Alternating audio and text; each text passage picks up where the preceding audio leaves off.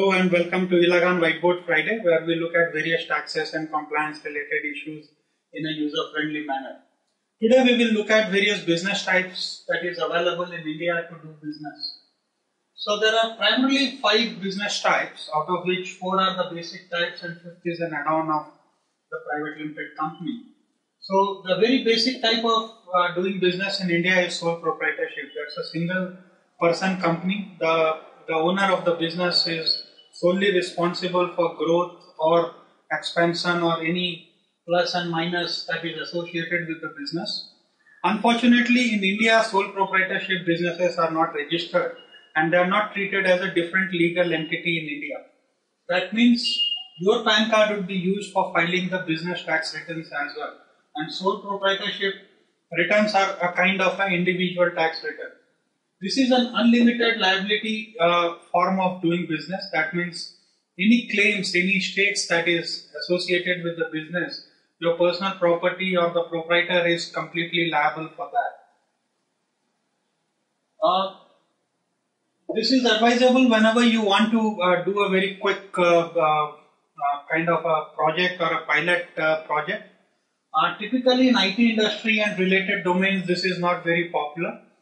This is more popular with traders or maybe a shopkeeper kind of a thing. Or if you are a single person consultant and stuff, then this makes sense. The next business type is general partnership. So here at least 2 people is needed because anything beyond this point is all like 2 people plus. So 2 people is needed. The business can be registered or it can be unregistered. It is always advisable to register a general partnership business because once you register, you get a separate PAN and you can even act as a different entity, and the company can sue various things or they can be sued.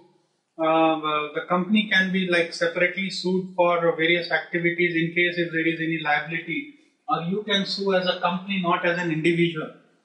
But the major disadvantage with the general partnership are multiple. It's not been very popular except in few states like Gujarat, Maharashtra and stuff. This is an unlimited form of doing business and this calls for absolute trust between various partners, because if one partner wants, they can bring the whole business down. So even if they have say 15-20 people as partner, then also one person can bring the whole business down.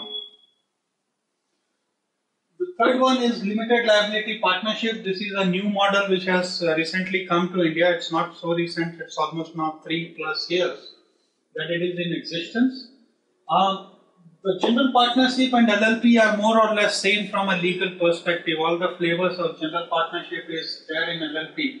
The major differences are like this: as the name suggests, the liabilities are limited. So anything that goes wrong in the business, the owners are only are liable up to their contribution into the business. Your personal assets should not be touched until and unless it is declared that you have done a fraud kind of a thing. You get a different legal entity. That means the company is different than the promoters. You get a separate PAN, you get a certificate of registration, and it has a perpetual succession. So people can come in, can go out at any point of time. But at any point of time, you need minimum 2 people. We will discuss about much more detail about all these business types in different videos, in a series of videos. Then comes the private limited company, which is one of the most popular type of business entity to do. This has a fantastic and a very flexible structure. You can have separate set of shareholders, directors. You can grow the company. You can move the company from private limited to public limited as you grow. Not very high compliances are needed, so you can actually comfortably run right from a very small business to a very large business under a single private limited company. That's so flexible. It's a preferred choice by investors, and yeah, certainly the liabilities are limited. It's a different entity, it's a different legal entity altogether. And whatever, if anything goes wrong, none of your personal properties are under stake because that's a different company and you are different.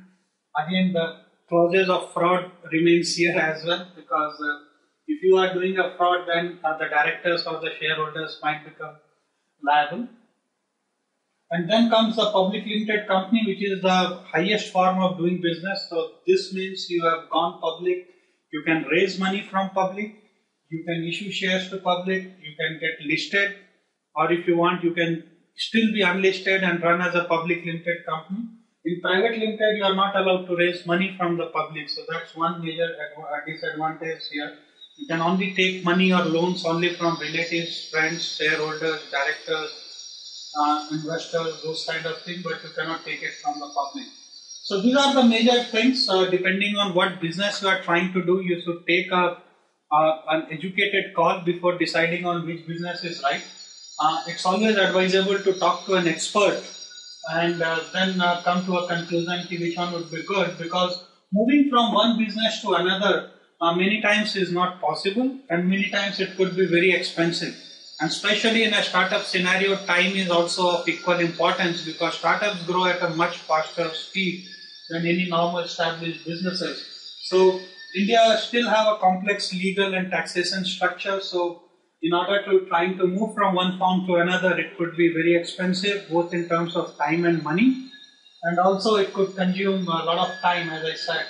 So you should take a very educated call. Don't do it in a hurry. Take a little bit of expert opinion, talk to a few friends and people who have been doing this, get your opinion, and most important, first check what is best suited for your business. You should look at your roadmap, what kind of employees you are hiring, what kind of customers you are catering to, what could be the funding plan, all those stuff before deciding on which business would be right for you. That's it on today's topic. You can write to us for any queries at support@ilagan.com, or you can also check our extensive knowledge base at ilagan.com/KV. Thank you for attending Whiteboard Friday. Thank you.